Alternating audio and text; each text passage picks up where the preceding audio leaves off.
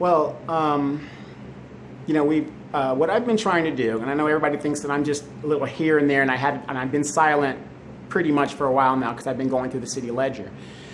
And what I'm trying to do is show the disparity between resources between this side of the city, Edgemont, and the rest of the city. I pay just as high of a property tax as a lot of people on the east side. And almost $2,000 in property tax, and my roads are atrocious right in front of my house. I've talked to Ms. Jimson several times in regards to like resources, any projects, and I don't see who would be against this because everybody knows the problems over here in Edgemont. I mean, you don't have to be an expert to know what's going on here. Any project that the city puts forth, Edgemont should get it first. Because we've been put on the back burner for, 30 years now as a city, and long before that.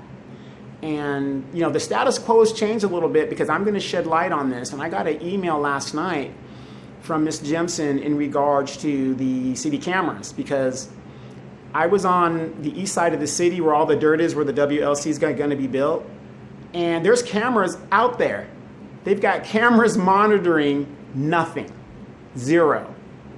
And if you come into Edgemont, there are no city cameras here, and yet we have over 6,000 people in the circumference of this area. That's just in Edgemont. And when I ask these questions, Ms. Jimson says, "Oh, well, talk to Chief Altabera." Chief Altabera says, "Well, all parks get them because that's where people congregate. We don't want problems there," and things like that.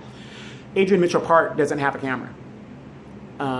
And so what I'm trying to show is the neglect that continually goes on, and it's not going to be acceptable anymore as far as I'm concerned, as long as I live in the district. And, not throwing anybody under the bus or things like that. Ms. Jimson emails me, lets me know that, hey, it's going to be in the next phase. We're always last to get stuff, and that isn't going to be acceptable anymore as far as I'm concerned. It's a big problem. The city takes our tax dollars here for the benefit of everybody else.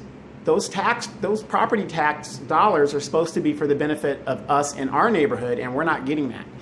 And recently, and the sad thing is, Ms. Jimson would have never known anything about it until I brought it forward. And that's pretty much the issue with